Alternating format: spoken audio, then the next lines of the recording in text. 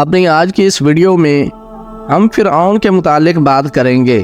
ہاں جی، وہی فرعون جو حضرت موسیٰ علیہ السلام کے دور میں ہوا کرتا تھا۔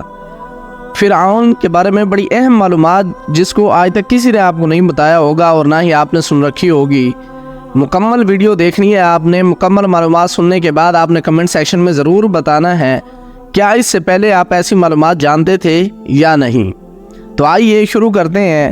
لفظ فرعون، فرعون کسی خاص شخص کا نام نہیں ہے بلکہ شاہان مصر کا لقب ہوا کرتا تھا۔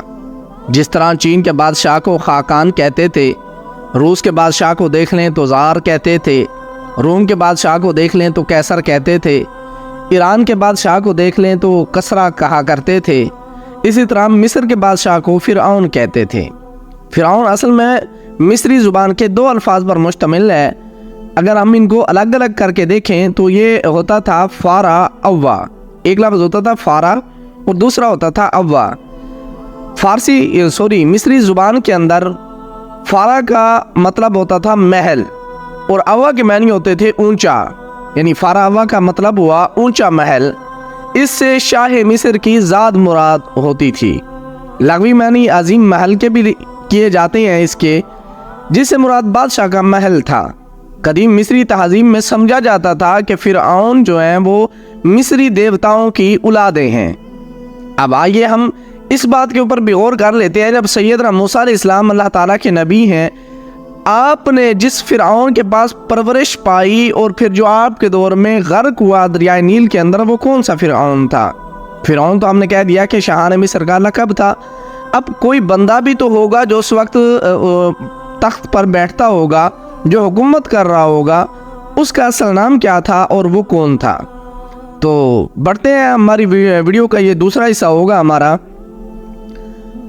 جس فرعون کے زمانے میں حضرت موسیٰ علیہ السلام پیدا ہوئے اور جس کے یہاں پرورش پائی، وہ رامسیس ثانی تھا۔ اس کا اصل نام کیا تھا؟ رامسیس ثانی۔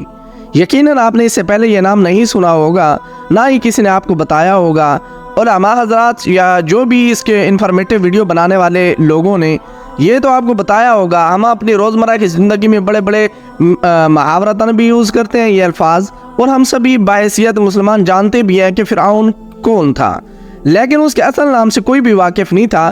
فرعون یعنی جس حضرت موسیٰ علیہ السلام نے جس فرعون کے زمانے میں پیدا ہوئے اور جس کے یہاں پرورش پائی، اس کا نام رامسیس ثانی تھا۔ اس وقت وہ بہت بوڑھا ہو چکا تھا اور اس نے اپنے بیٹے منفتح کو شریک حکومت کر لیا تھا۔ اب منفتح کون تھا؟ یعنی یہ جو رامسیس ثانی تھا، اس کی 150 اولادیں تھیں۔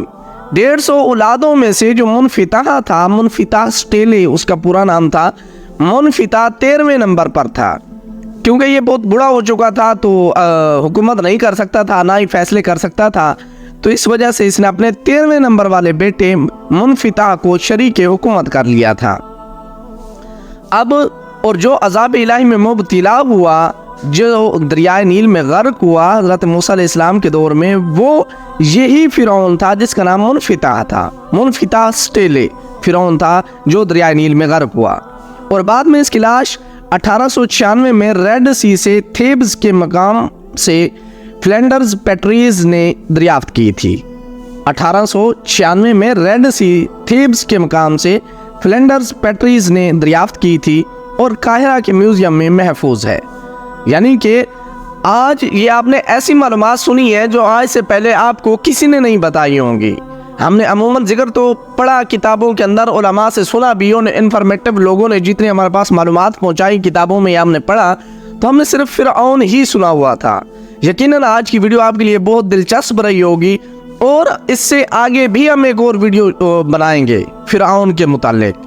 یعنی کہ پھر فرعون کی جب لاش دریافت ہو گئی تو پھر اس کو کیسے جو ہے نا سٹور کیا گیا، اس کی کیسے سٹوریج بنائی گئی جو آج تک اویلیبل ہے، اور اس کا مرنے کے بعد فرعون وہ دنیا کا پہلا بندہ ہے جس کا پاسپورٹ بنا تھا۔ اب پاسپورٹ کیسے بنا تھا یہ ہم اپنی آنے والی ویڈیو میں مکمل تفصیل کے ساتھ میں آپ کو بتاؤں گا۔